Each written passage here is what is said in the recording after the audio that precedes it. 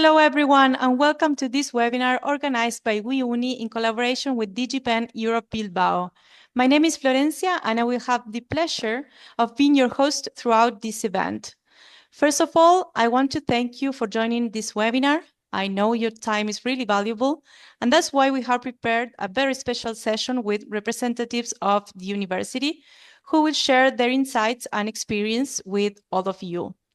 Before we start, just a quick information. During the presentation, you can submit all your questions to the speakers throughout the Q&A box at the bottom of Zoom. At the end of this talk, we will open a Q&A session and our speakers will answer them directly to you. Also, all participants attending this event can request a certificate of attendance issued by WeUni. At the end of the session, we will share the link in the chat so that you can register and receive it on your email. Now, let me introduce you to today's special speakers from DigiPen Europe-Bilbao. I'm here with Thomas Comer, Dean of Academic Affairs, and with Urtzi Urselai, former student and a video game developer. It's truly an honor to have you both with us. Welcome, and thank you for joining this webinar. So today we're going to dive into the AAA world and discover the technical training, professional mindset, and practical skills used in the global games industry. And of course, you will learn how DigiPen can help you enter into the games and digital media industry from the amazing city of Bilbao in Spain. So with that said, I will now hand it over to Thomas to begin the presentation. Enjoy the webinar. All right, thank you, Florencia. I'm going to share my screen real quick so that we can see the presentation I've prepared. Okay, I think that's sharing. Yes, we can see it. All right. Great. So hello, everyone. My name is Thomas Comer. I'm the Dean of Academic Affairs here at DigiPen, but I'm also a game developer and also ex-student alumni from DigiPen, in this case, in the United States. And I'm here today to tell you about, of course, our university, but also to tell you about the video game careers and how DigiPen prepares you for these careers. I'll try to go and go as fast as possible because I really want to let Urtzi, who is an alumni and currently working in the video game industry, working for Rockstar, give you his experience. And also I want to be able to give more than enough time for everyone to ask questions. So I'm going to go and talk about a brief history of DigiPen, who we are, what we do, what's our methodology, and then I'll be presenting two of our main degrees that we offer here at DigiPen Bilbao, one in programming, computer science in real-time interactive simulation, and another one in fine arts for digital arts and animation. Okay, so let me get started. DigiPen is a university that started at the very end of the 1980s, specifically in 1988. It started as a research center and in Canada. And in the time, the owner and founder of DigiPen was also working as the chairman of Nintendo in the United States.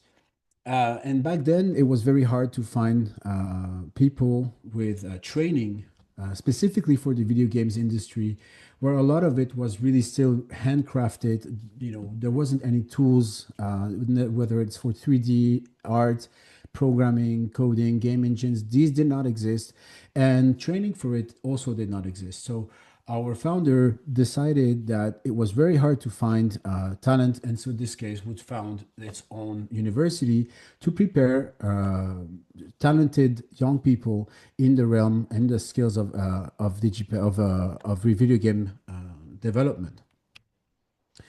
In the early 1990s, DigiPen moved to the US, specifically in Redmond, Washington, and founded as DigiPen Institute of Technology, where we had our very first official degree, which is the Bachelor of Computer Science in Real-Time Interactive Simulation, or as I will call it from now on, the RTIS degree. This was the very first official degree that essentially is the core one that we still have today. Of course, it has evolved over the decades to include more modern and more up-to-date curriculum. In the late 2000s, DigiPen opened its first international campus in Singapore, where we still teach today, 20 something years later. And at the end of the 2000, or at the beginning of the 2010s, we opened our first European campus in Spain, Bilbao.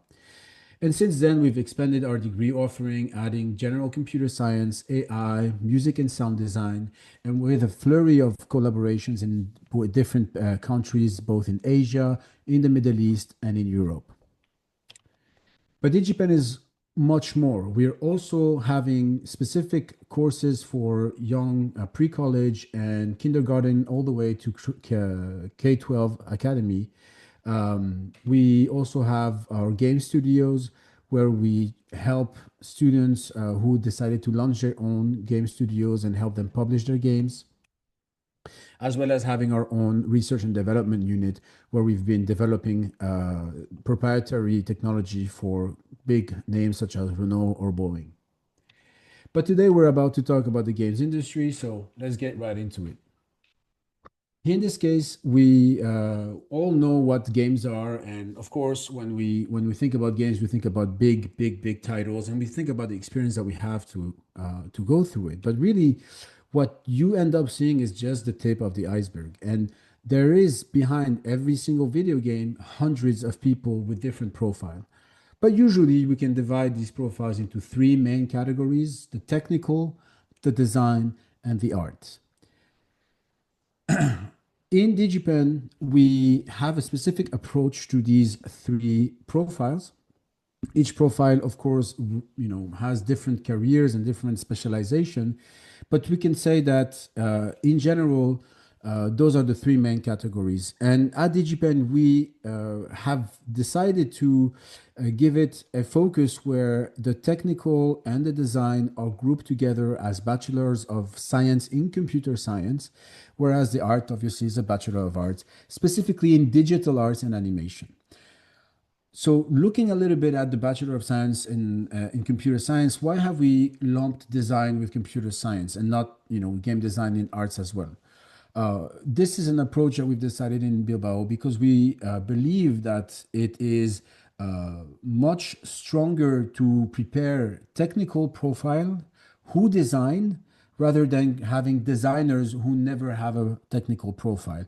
This is mainly because by the time you graduate, you have now more opportunities and more range of career opportunities to choose from. Even if game design is still at the top of your preference, you'll have better tools and you'll be better equipped for the future. So both of them are kind of merged. And in fact, you will find that in our degree programs for both RTIS and game design, a lot of classes are very, there's a lot of overlap in the classes that we teach. Before I dive into the distinct degrees, talking about the specific courses and curriculum in the arts and in the sciences, let me talk about globally what is the difference between what we do at DigiPen, our methodology. First of all, it is very specialized in project-based learning, meaning that while we do have theoretical courses such as anatomy, such as mathematics, physics, all of these courses are going to have a project-based learning component, meaning that you will learn by doing. Additionally, our curriculum, on top of having a strong foundation, also has specialized courses in the different fields and specialization that you will find in the industry, such as, for example, graphics engine programming or 3D animator or visual effects. These special courses are for you to choose, and we'll see a little bit later down the line what these are. In addition, a lot of the projects that you do will be done in groups with people who are from the same domain as you, that is maybe scientific or artistic, but also interdisciplinary.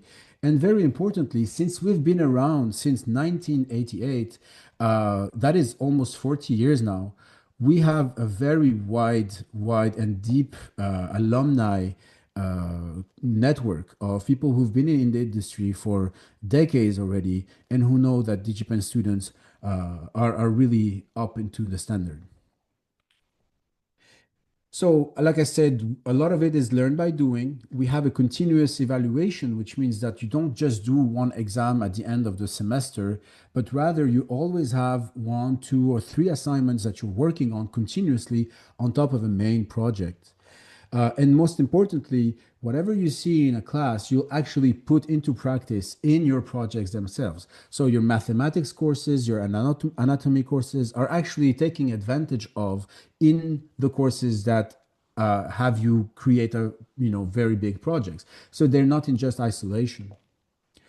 All degrees that we offer, whether it is computer science or art, we are always separated more or less into that category where we have it's 4 years in total, where the first 2 years are to build a foundation. And they are common to every single student who go into that specific degree. Meaning, if you're going into computer science in the first 2 years, whether you're interested in game design or in computer graphics or in AI, you will be doing the same mathematics courses, the same computer and programming courses, the same algorithmic courses. But by the year 3 and 4, you'll be able to specialize. And we'll talk about the specialization in a moment. Very important, while you're going through the other courses, you always have a long project. And when we say long projects, it could be 3 months that you are in the essentially a semester long, so 4 months actually, 15 weeks, or it could be an entire year or 2 semesters. That would be about 8 months of a project. And the final project, the capstone project in your last year, usually lasts for a full year, that is 12 months. So, on top of you working on mini projects in your regular courses, you'll also be always constantly working in a group with other projects. By the time you graduate, you will have had a portfolio of projects that are published and that we as DigiPen move within competitions, festival, on the store pages of the biggest platforms for applications and games, you name it. We make sure that by the time you graduate, you have something to show. Okay, so let's do a quick and deep dive into the Bachelor of Fine Arts. Here we have, like I said, we start with a strong artistic foundation. We're going to go and review the fundamentals of drawings, anatomy, both human and animal anatomy, color theory, composition, perspective, you name it. Then we'll start by introducing 3D modeling, as well as production, the basics of production, what it takes for us to go from concept with a small script and go through the storyboard and finish with an actual animation or an actual short film, as well as doing, dipping our toes in the video game art production. At DigiPen, we have a very strong line in animation. From the very beginning, you'll start with 2D, learning the basics. You'll do 2D animation either by hand or through digital drawing, which you'll move to 3D once we build the foundation. That will be around your second year. And of course, you'll be doing video games. In addition, we'll have other branches that allow you to specialize, such as technical art. I'm going to show you now specific work from the students. In the realm of digital arts, we have painting, color theory, composition, object. These are actual paintings made by students. These are oil paintings specifically. Human anatomy with a model. We have live drawings, live models that come to the school once a week for our students to draw them. More examples of different poses.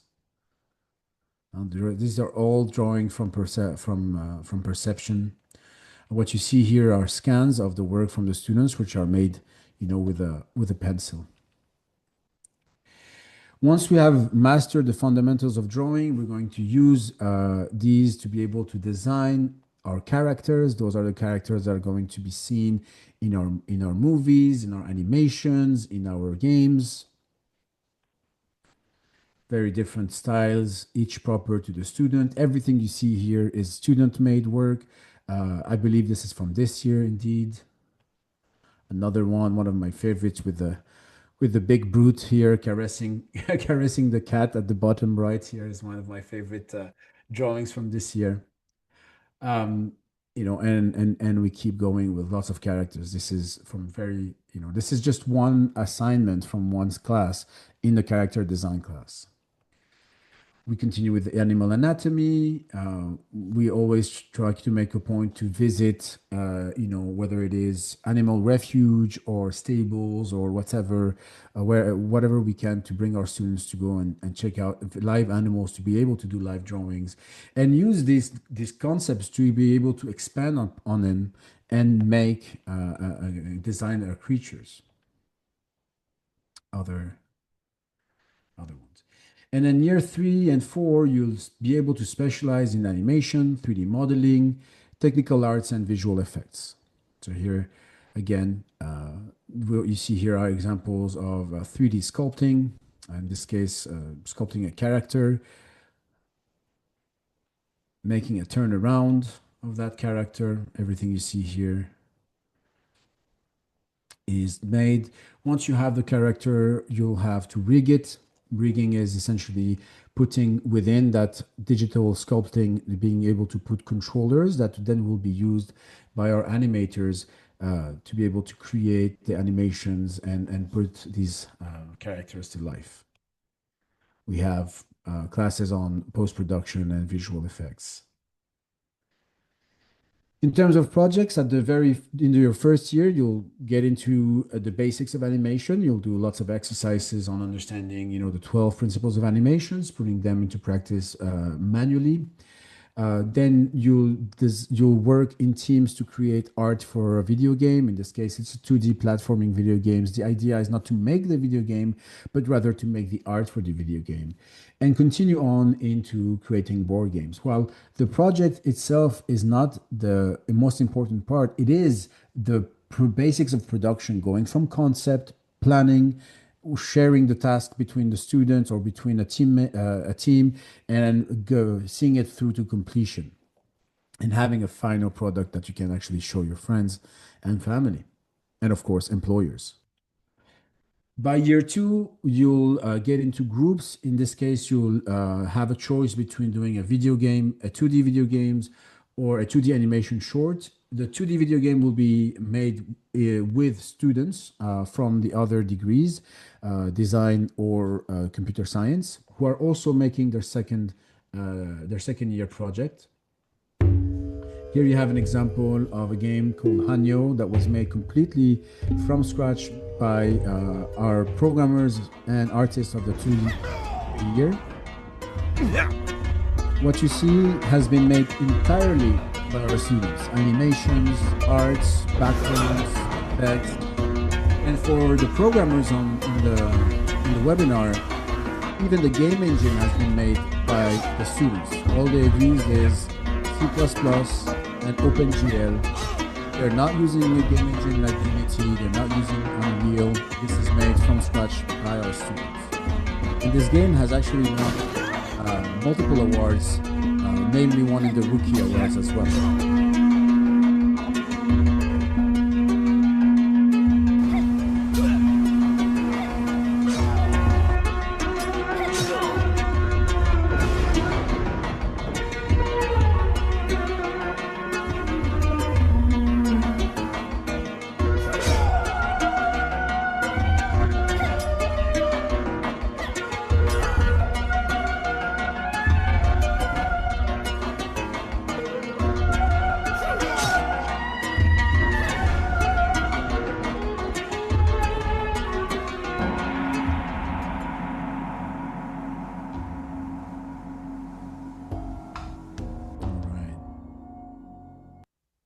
This is an example of a 2D animation short from the second year. Again, this is all hand-drawn.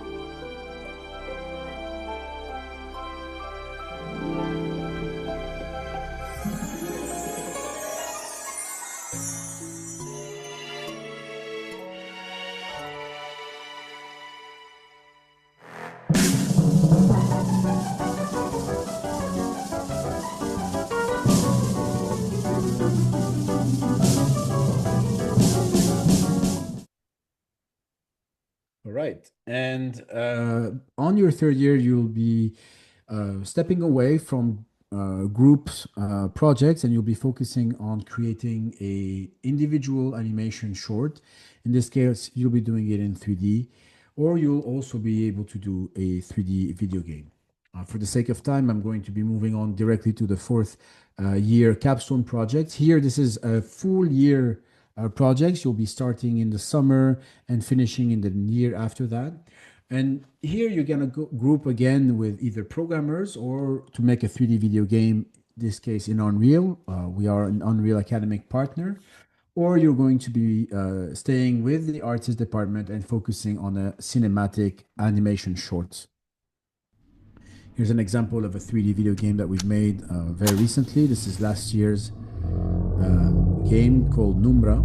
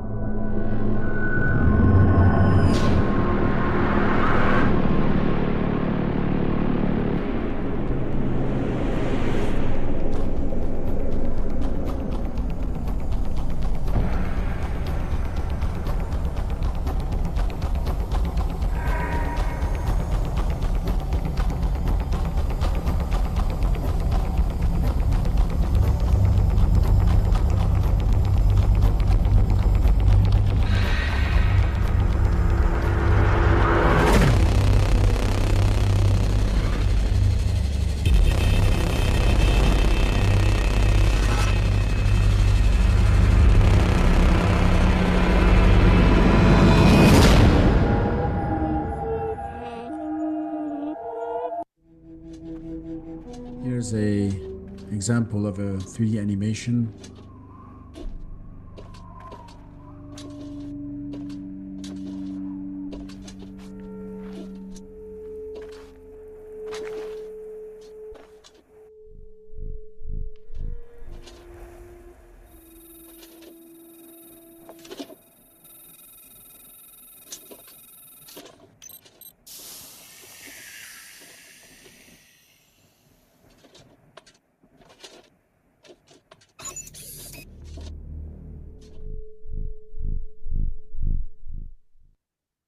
And if you're interested, there's a lot of examples on our website, digipen.es showcase. You have student animation, student art, and even more video games.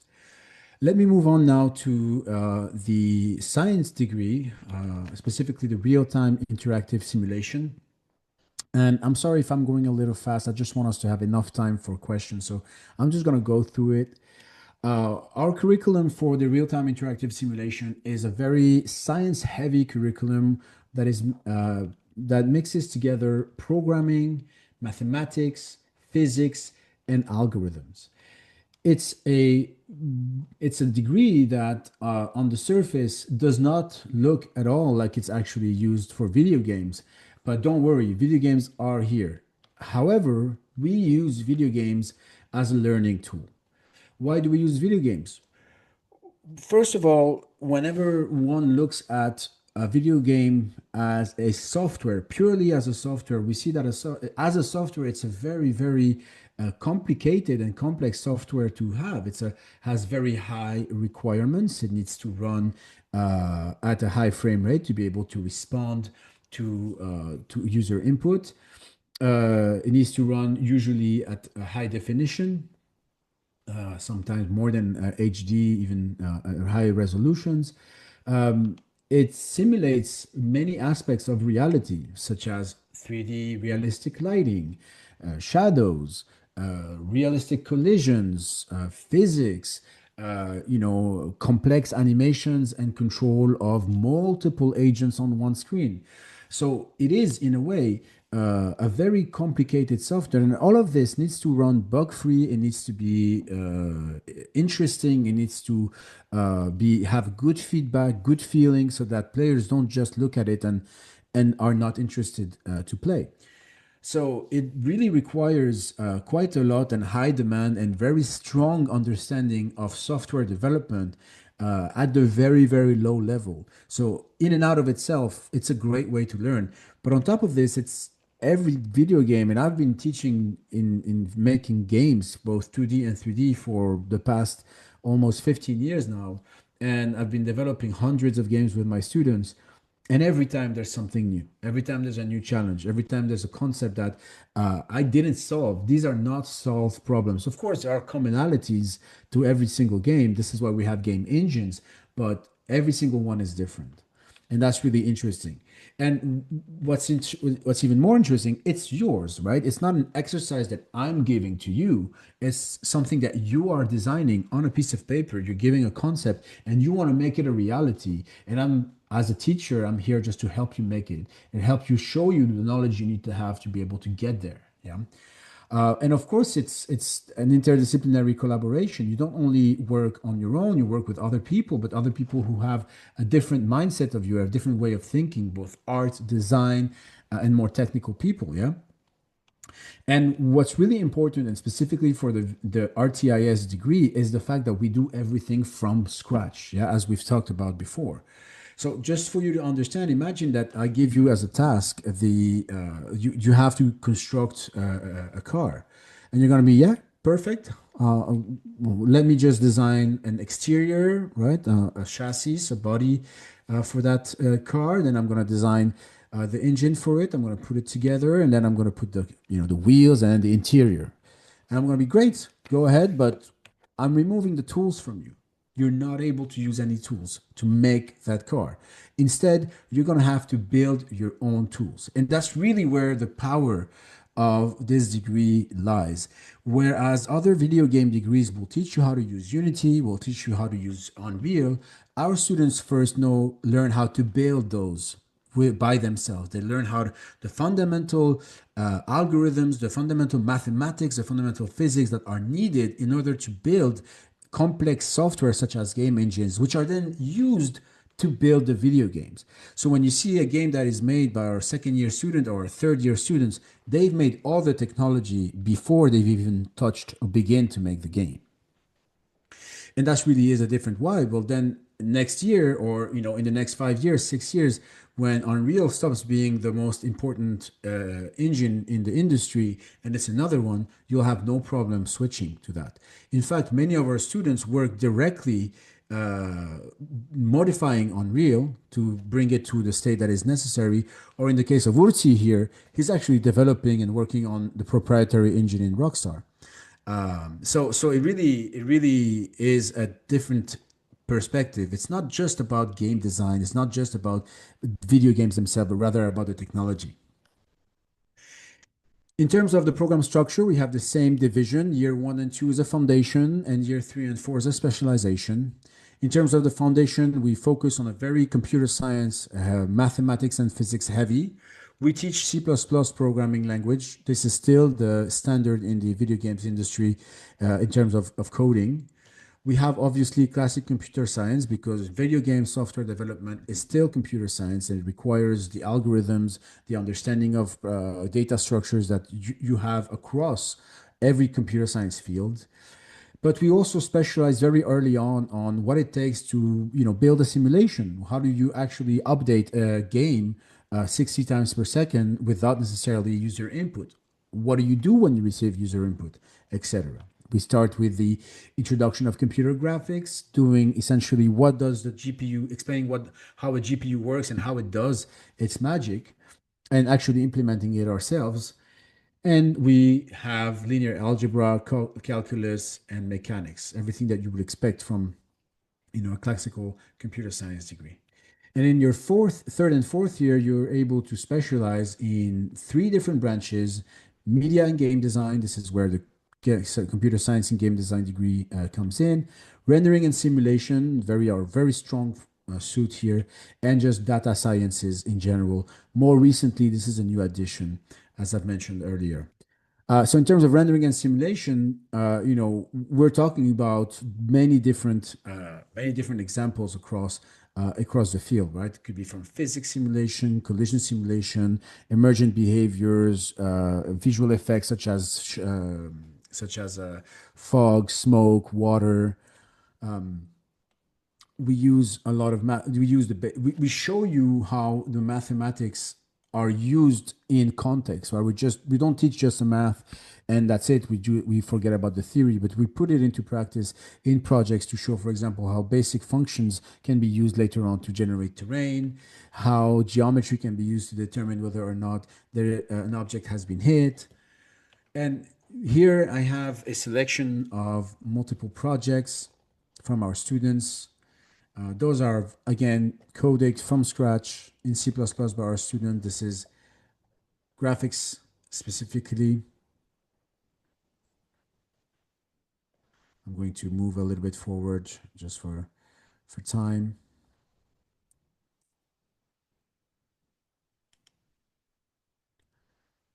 Realistic lighting, what we call image-based lighting with a image-based reflection.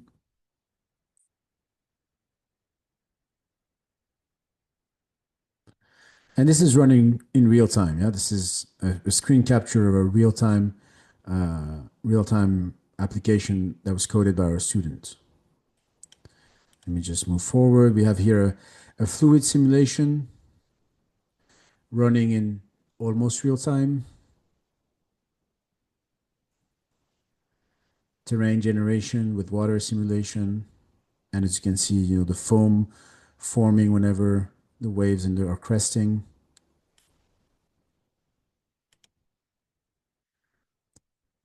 Fog and just general environment effects.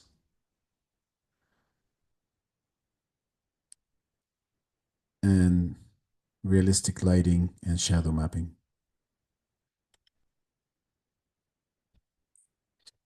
We have more examples in the realm of physics and simulation.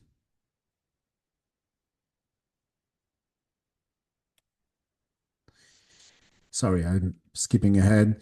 The second specialization is in media and game design with gameplay programming, user experience design, narrative design, level design, systems and economy design, and then, working in different handheld environments such as mobile, VR, AR, and so on.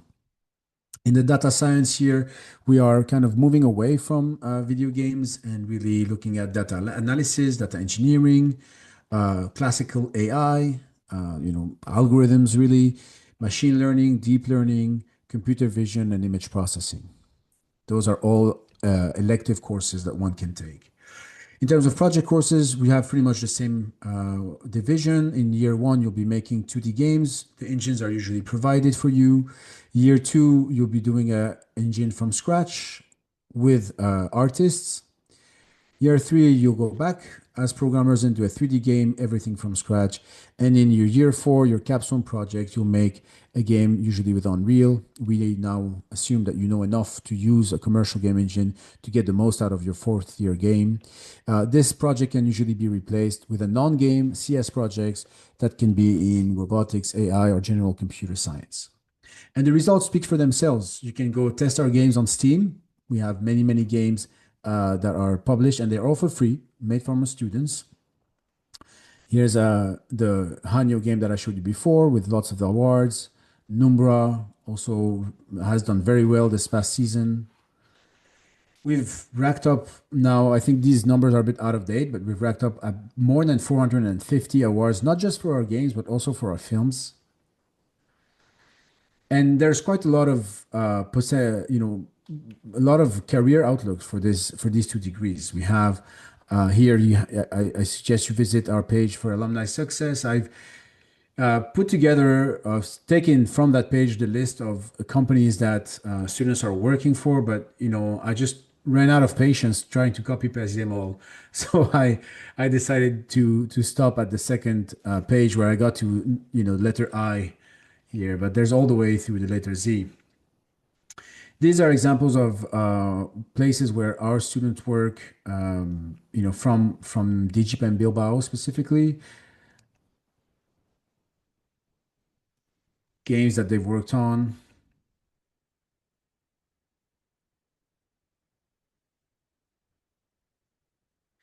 But our students in the RTIS degree also go and work in more realistic, more serious industries, which are not necessarily related to games, but where the training can be applied as well. Yeah, the automotive simulation, flight simulations, urban simulations, robotics with VR, robotics in general. Right? Here we see a great example of how using a digital twin can allow you to save a lot of time and money when you actually go to the physical world. It's used in medicine and maybe a little less visual, but also very important in finance. And I'm reaching the end of my session here. So just additional info about all the programs about DigiPen. We have an average class size of about 20 students per class. Give us a ratio of 10 to 1 in terms of faculty. We have quite a lot of faculty. We know all of our students. And we don't know them by name. We talk to them. We know what are their strengths and weaknesses. And everything we do and every courses and every course material is in English. We offer internships. Those are not mandatory. You can graduate without doing an internships, although we encourage you to do so, and we will help you find some if you're interested. Our degree is an American degree. In fact, it is given by the state of Washington in the US, but there is a European equivalency process that we help you go through. There's alternative study plans should you want to finish in more than 4 years, or you wanted to specialize in different, or take your time, or whatever needs are. We offer scholarships, and one very important part is the campus exchange program, which for the exact same tuition fee that you would pay at the European campus, you get access to the American campus and Singapore campus for up to a year abroad. That is 2 semesters. That's it for me. I took a little bit more than what I expected, so hopefully Urtsi is going to forgive me when he gets to talk. But I'm going to let him speak, and I'm going to let him give us his experience, and of course we'll be here whenever you guys have questions. Thank you, and I'll stop sharing and give Urtsi the speak. Bye. Thank you very much, Thomas. Hello, everyone. I'm Murchi. I graduated from the DigiPen Bilbao 2019, which is almost 7 years ago now. I've been working in the industry since, but we'll get to that later. Like first, I guess everyone wants to know here what was DigiPen, if it was actually worth it, because like I'm gonna tell you, it's an investment economically and emotionally as well. But probably yes, I will go again through it. Definitely not now. I already got it, but I was studying another degree before going to DigiPen in another uni for industrial engineering, and then I decided to swap because engineering is cool, but coding figured it was way cooler back then. So I was approached by the DigiPen emissaries and decided to join them. It's like the best word to describe the degree. I think it will be like a marathon, because it's a long run. Like it's 4 years. Took me 5, but you need to learn where to focus your efforts, like when to sprint farther, like when to take a bit of rest. Because one of the feelings that I get when I try to remember the DigiPen is like, damn, I'm late for another assignment and I just submitted one. You have so much work that you need to know where to focus your time, which is also like really good skill to learn then in the real world, because in uni it's kind of free in your time. No, you're not costing money to anyone. It's not real true, but you're probably costing money to your parents. But in the real world, like you have a manager and he wants work to be done, and you have to provide some results. So learning where you can't cut a corner, when to focus, when you need to push to polish something more, when it can be done later. That's a really powerful skill that probably not a lot of people have in the industry, for what I've seen. Another good thing from the uni is, Thomas mentioned, is there is a lot of staff, so they will know you by name. Like if you have problems, like they will help you out. Like I think it was in my second year, I have to have surgery. The staff was really attentive. Like they knew your problems. Like it was a really big change from my previous university, where we were like, I don't know, like 50, 60 in the same class, and you literally were just a number. here, like they will know you by name, and at the beginning it will shock me. It's like, why do these guys know my name? Like, come to class, I'm just a student. Like, why would you know my name? But yeah, as I mentioned, it's really hard work, but I think it will pay off. Like, you will learn a lot of skills that you can directly translate to like everyday life or like work, at least for the games industry. That's where my experience at. When I graduated as well, I went to an internship. Not because I needed, but I went to try out what was the real world like before graduating. I was working for a small company in the north of Spain, doing a VR kind of training program for people working in trains and to install like the high voltage lines. It was pretty interesting. So it's like, okay, I like doing games or like playing with stuff. So when I was actually looking for jobs, I look more towards the game industry, trying to like land the first job there. Because like if you join the games uni, might as well try to do some games, see if is worth it. So I landed my first job as a general gameplay programmer in Build a Rocket Boy, which recently released Mind's Eye. I stayed there for a couple years, and then I decided to change to Rockstar Games as a engine tools programmer, and I've been working there since. Like I have like it's a real big challenge scope of the games, like doing like can't really talk about it, but hopefully you guys see it soon.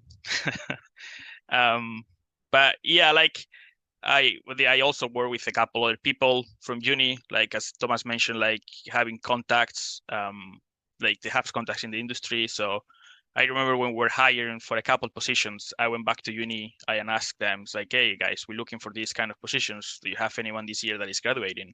And I actually took a couple of students from uni, from DigiPen Bilbao, and now they're working there with us here at Rockstar. So does that happen? Like they actually help you find a job, or like they will know someone in the games industry? Because like students, like even for this webinar, they contact me, like you keep in touch with them because like they're so close to kind of become your friends at the end of the day. So they will help you out during your degree if you need, even after finding a job, which is like really valuable given the situation in the world nowadays, which sometimes is hard to find a job. Yeah, like do you guys have any questions? Like, I don't know. Sure. I see there are some questions already. I've looked at the question and answers, but I'm gonna let Florencia take over. Thank you, Thomas. Thank you, Urtzi. Yeah, we have a lot of questions now, but let me tell the participants that they are still on time to ask everything you want about Urtzi's experience and about the university, the programs, and every type of doubts you have. It will be answered now. So, yeah, first of all, Urtzi, I just want to ask you how was this change of life, because you moved from Spain into UK, is that right? Yeah. To work at Rockstar. Okay. Well, So how was it? It was rough at the beginning. Like there is a lot of cultural differences. In winter it gets dark at 3 in the afternoon, when in Spain it gets dark at 10. So like it was like, well, what's going on? Like, where is my daylight? Where is my day gone? Go early to work, it's dark, get out at like 5, it's dark. It's like, okay, what now? Sleep. But it was worth it. You get to know a lot of different people. That's another cool thing from the industry. Like even if I'm working UK, like most of the people I work from, they are not from UK. They are from everywhere in the world. Like anywhere you can say is probably someone. Like I remember in my first company, like when I was a Build a Rocket Boy, I was working with a guy from Moldova, and it's like, is this even a country? Like, what is this? And I had to look it up. It's like, okay, what is Moldova? So like you learn, like, and that gives you like a lot of insights from like different cultures, like how stuff is done in other places. Like also it makes you grow as a person, because you gain a lot of points of view on everything, not only like just at work, like also in their personal life. And it's also good that everyone moved, because like they also foreigners, so they know what you're going through. You went to a country, you probably have no one, or you have no friends there at the beginning, so they will help you out, like, oh, go to these places. So like there is like small communities that speak your language. So like everyone has gone through everything you're going. Like you're not the first one moving abroad to work in a foreign company. So like, yes, don't be afraid and go. Like, well, while you're young, and then decide where you can retire. It's better to have options than not. Okay. And in this webinar, we have participants from all over the world. So this is pretty much something that can happen to them when they move to Bilbao, So what can you tell them? Also, Thomas, because I know you're there, but what can you tell them about Bilbao, about life in Spain, about studying in English at this university? Because it's a really interesting cultural experience, right? I mean, I can say from myself. I'm French and I'm also Lebanese, and I moved to the US to study the RTIS degree, and then I moved to Bilbao from the US, and I've been here for the past 15 years. So I think that really sums it up. Life here is really nice. Spain in general is very nice. People are very welcoming, very sociable in general. Specifically, Bilbao, I would say, is although it is not very in the weather very warm, but the people are very warm. Um, but it is a nice city. It's not too big that it is a big metropolis like you would have, Madrid, Barcelona. So where you would have to, spend hours in the metro and public transport. It's small enough that you can actually enjoy and walk around pretty much everywhere into the city. I go to work by bike, bicycle. I live, 12 minutes away bicycling, which our students also usually take the bus or take their own bicycles, and it takes them around 20-30 minutes depending on where they live. If they take the bus, it could even take less if they live close by. A lot of our students live in the residence that we work with, and they are literally 10 to 15 minutes away. And there's a lot around. If you're into nature, there's a lot of hiking, lots of trails. There's the beach, there's surfing, very good food as well. Too good sometimes. And of course you're in Europe, so you're one airplane away from the UK, one airplane away from France, Italy, like any other European countries that you would like to visit. Yes. So And let me add here that you have all the advantages of a smaller city, mhm. economically speaking. Also, this is something to consider. Living in Spain in cities like Madrid and Barcelona can be much more expensive than living in Bilbao, for example. So this is something also as an international student, I imagine that you also consider Yeah. in how important it's going to be the cost of living in a city. Now, Urtzi, we have a lot of questions, but I think the most important one, or the most asked in these days, is what do you do at Rockstar? I know you cannot talk about the video game that you are developing right now, but can you explain a little bit what's your daily job over there? Because I am not an expert, but you have like a dream job, actually. Well, I can't really talk about what I'm doing because like I'm working in the tech. So yeah, but I was gonna say like every day is a challenge. Like because like mostly when you also like doing with like as Thomas mentioned, like every game is different. Even if you think you have figured it out, because like I also work in games in my own time. Like I have my little engine and stuff, and I seen how it's done in AAAs. I suffered in uni, and then it's like, oh, this is gonna be easy, half an hour, quick in and out. Then I'm 2 hours later, my wife comes and like, "You still with this?" It's like, "Yes," and I'm like almost crying, looking at the screen, it's like, "Why it's not working?" So, yeah, I think a challenge is the best word to describe it. Like, if you're up for a challenge, then but like but some you days are can gonna be good, and some days are gonna be like, "Why I'm doing this to myself?" But I but imagine you it's but you it's can say really that you're in the, sorry, but you can say that you're in the engine part, in the tools part. Yeah, That's fine for you to say. engine tools like Yeah. they're in the middle area. So yeah, I work really close with the tech. Uh, I mean, mostly making it. So, and we also work with a lot of departments. So like that's also like I forgot to mention before, but a really valuable skill from DigiPen is like they force you to work with other people and other people like other people as in from other departments and other mindset. Because like you as a programmer, like most of you guys think alike and like you know how stuff is done and you know how you can break a program, but an artist doesn't, or like designer, and they will do bad stuff that you never even thought about. Someone will do when using your program, and then it will give you like it will widen your spectrum of like, okay, what I should check or like prepare for, like um, it's really helpful. Yeah, but let me ask you something. Is it satisfying after Yeah. all, to see your job being used by a lot of millions of people worldwide? I Yeah, and imagine it like is. even the coworkers when you help them out, because like it's a big company, but I also got this in all my other work jobs. It's like people is really grateful and helpful. Like if you like, there is always going to be someone smarter than you or someone that knows better than you or like that can help you out. So like, don't be afraid of asking questions. Like even if you are the best one of your class, like there's always going to be someone bigger than you, faster than you, smarter than you. So like, don't hesitate asking questions. Like everyone is there to help. Like it's also the job. It's mostly the passion also for everyone else. So like they pour their heart and souls into the games, what they're doing. So like they're really eager to help. Okay, perfect. Now, I have a couple of questions related to AI.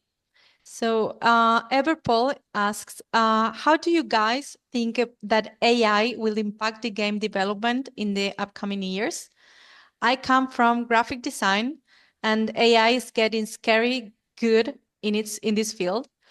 That makes me worried about the future. Should I join a university or should I go live in a farm? Go and live in a farm. All So, right. what's the answer to Everpol? I mean, I guess the typical answer that we'll say is that tools have been evolving all over the time, and if you're using Photoshop and have been using Photoshop in the past few years, you've already been using AI, yeah, for you to be able to go use. It used to be that if you wanted to remove the background in a picture, you'd have to manually go and draw the outline of that person and then select it. Nowadays in Photoshop, you can just click on the background or click on the person, and it automatically finds the outline of the person. That is AI. Yeah. And so what it means is that you're not spending 5-10 minutes tracing out the outline. You just do one click. You went from 5-10 minutes to a few seconds. That's how we view AI. At the end of the day, and I work with AI a lot. We've been, of course, as a university that teaches art, design, and computer science, because coding and programming is also very much affected by generative AI. We see the limitations.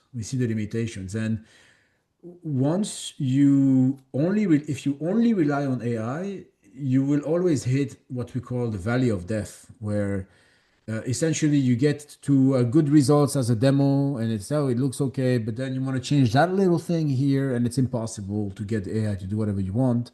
And then after you spent hundreds of dollars in AI credits, you just realize, okay, I need to give this up to a professional, yeah.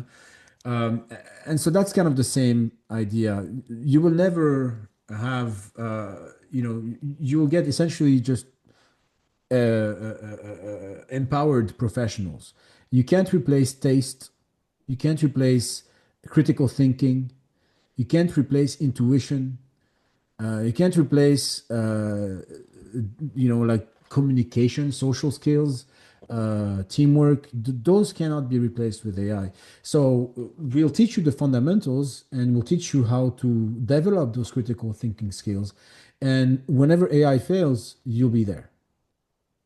Okay, perfect. And um, Urtzi, a related question, but maybe you can give us your point of view. Can you tell me how AI would affect the video game industry in the next years?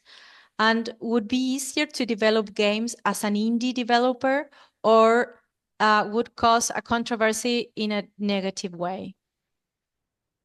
I mean, Honestly, I'm not 100% sure. Like one of the biggest problems with AI is like all the generation is based on learning. So like now it's still a bit of a nightmare for copyright issues and stuff. So like that's why a lot of companies stay away from it.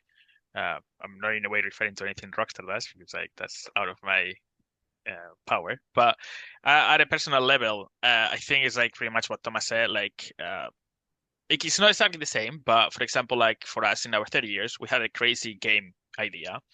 And because we need to test if it will work or not, it will gonna be fun. We did a quick prototype in Unreal, which is kind of like cheating or asking someone else to do it because we didn't have to do all the engine stuff for like a quick prototyping. So I think this could be used in the same way, but faster, like something like search engines and stuff. Like before, if you wanted to search something, you will have to go open a book, search alphabetically, like in a dictionary or Wikipedia, or like encyclopedia, and now you just go Wikipedia, Google, and now they added the summary, but the summary doesn't do anything that you couldn't spend like 1 hour just going through all the pages and then gathering all the data. Like you have to be it as a tool. I think what we do at least is also like too complex for it right now, so it should be good. Like I wouldn't discard learning how to grow some stuff just in case. Like it's also a valuable skill to have, but I don't think it's gonna be like a worry. Might not be the AI that brings us there, yeah? Yeah, Might be probably other, not. might be other things.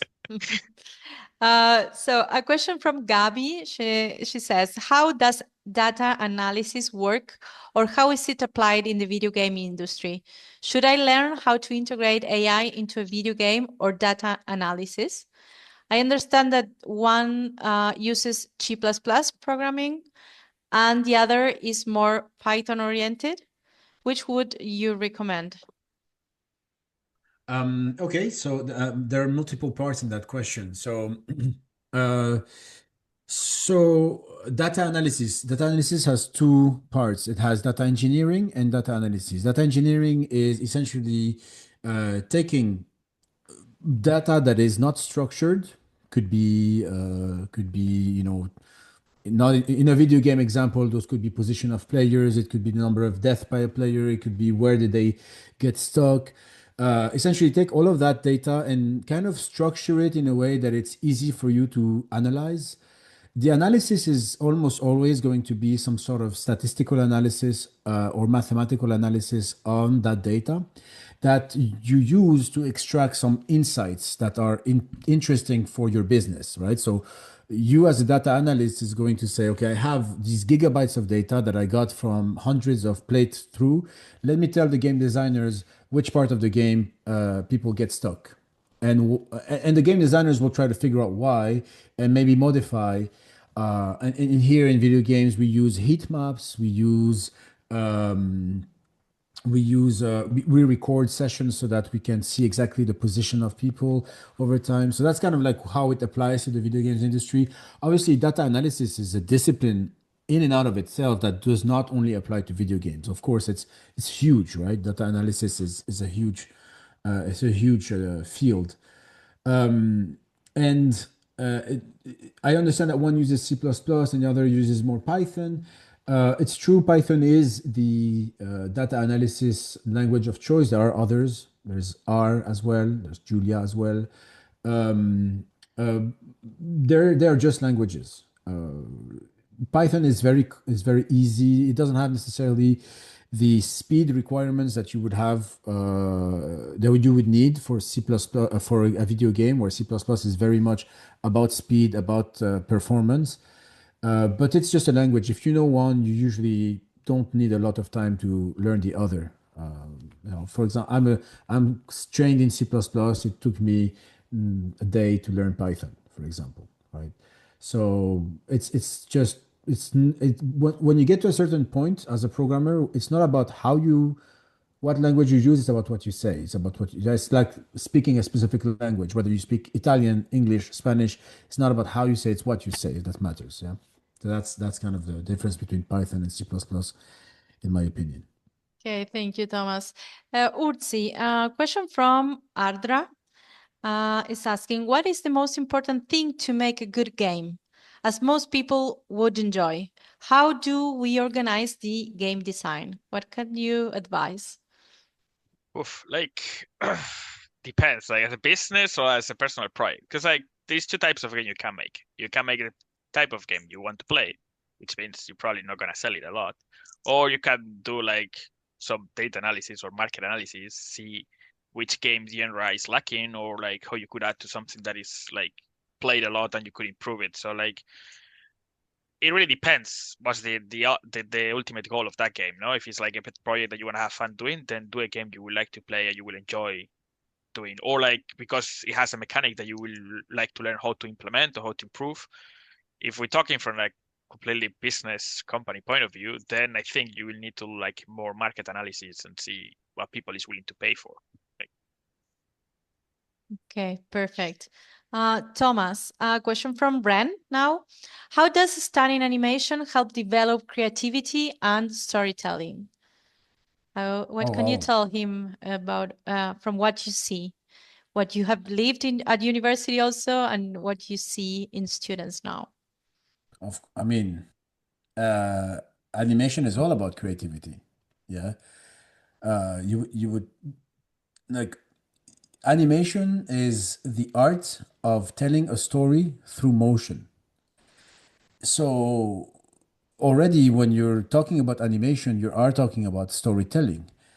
But let me try to kind of develop this a little bit more. Um, we teach our students the principles of animation, which essentially there are 12 principles of animation that you use whenever you draw or whenever in 3D, the equivalent of drawing in 3D would be to model and animate.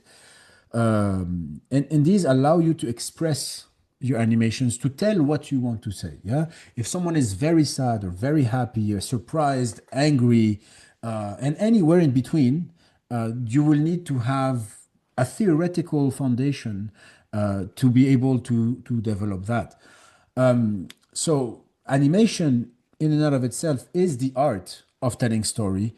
And in terms of creativity, you know, it is a creative medium. Yeah, it's about you being able to develop that aspect. There's so many ways in you to tell a story and you to do an animation that your creativity is trained de facto. Yeah, and in our DigiPen we give you the opportunity to do it from scratch. So, for example, in your third year, you will learn to create you will develop, you will make a 3D animation short film. It's a very short animation. It's at about, if I'm not mistaken, about 15 to 20 seconds. Yeah. But for you to do 20 seconds, you will have to develop a character. You will have to design the character. Then you will have to design the story. If there is it could be a very simple story, like you slipped on a banana peel and fell down the stairs. That's the story you're going to tell. But there's a million ways to show this. From which angle, from which perspective, how big is the banana peel, how big is the person, how wide are the stairs, and all of these are questions that you will have to answer because you will have to make them. Yeah. After that, you will have to model your character, you will have to model the environment, you will have to rig your character, you have to animate your character, and then you will have to put it all together and generate the images and add the visual effects on top of it. All of this process for a 15-second animation that you will do on your own. Yeah. And then you will repeat this process in other projects. You will repeat this process in your fourth year project with multiple people, each with your own responsibility, each with your own ability and opportunity to create and develop and storytell. Yeah? So it's really animation. Just to summarize, animation is a storytelling and creative medium in and out of itself. If you do animation, you practice these two. Okay, thank you, Thomas. So we are arriving to the end of this webinar.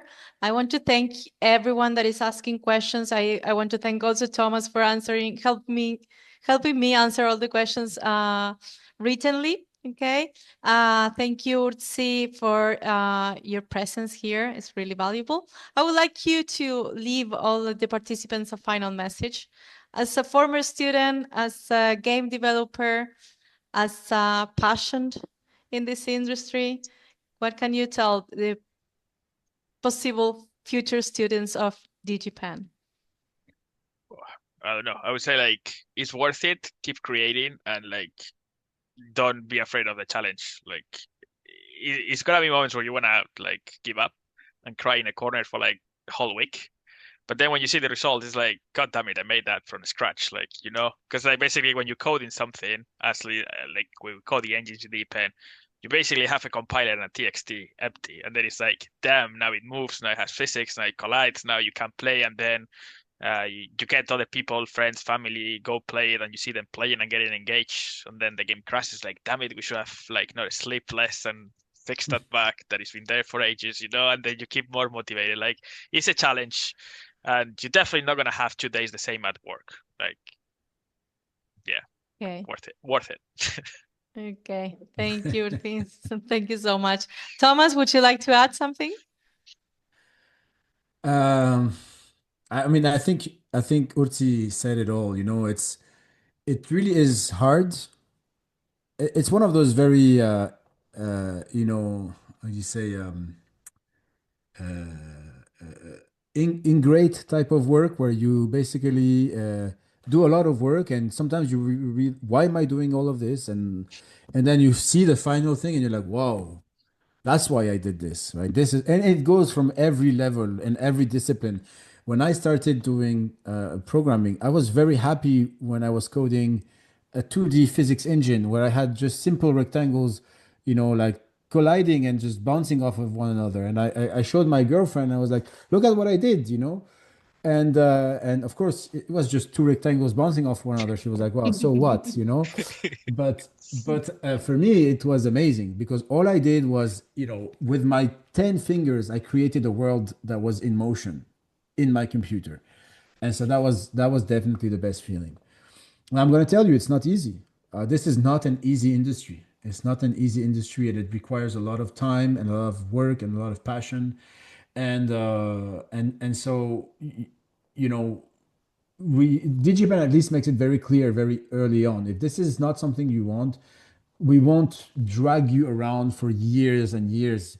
You'll just realize this is not for me. I'm not interested. Yeah, because the amount of work it's going to demand from you to get to that level that you need to get into the industry, whether it's in art or science, is no joke. Is no joke.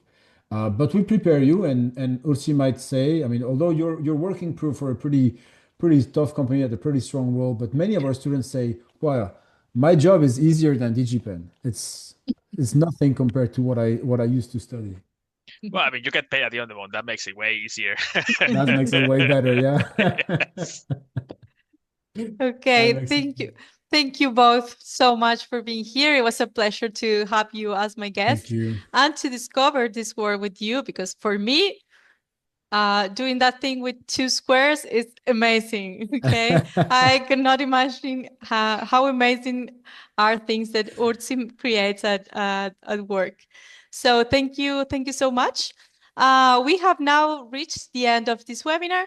On behalf of WeUni and DigiPen Europe-Bilbao, I'd like to thank every participant who joined us today, especially for those that are still here, hearing us. Your presence and your questions make these sessions much more dynamic. Thank you so much. I am so sorry for all the questions we didn't have time to answer. I see now Thomas is still answering some questions, but don't worry, you are going to receive all your answers from DigiPen. Don't worry about that. Also, tomorrow you're going to receive the registration of this webinar, okay, on your emails, and also contact information and more information of DigiPen so that you can ask them all you want and get assistance privately whenever you want. So thank you very much for being here. We look forward to seeing you in the next events organized by WeUni. And sorry, I was forgetting about this. If you want to receive your certificate of attendance, click on the link I just left you on the chat, okay? So thank you all. Have you a wonderful day, afternoon, or evening, depending on when you are right now. Thank you and goodbye. Thank you, everyone. Bye. Bye bye.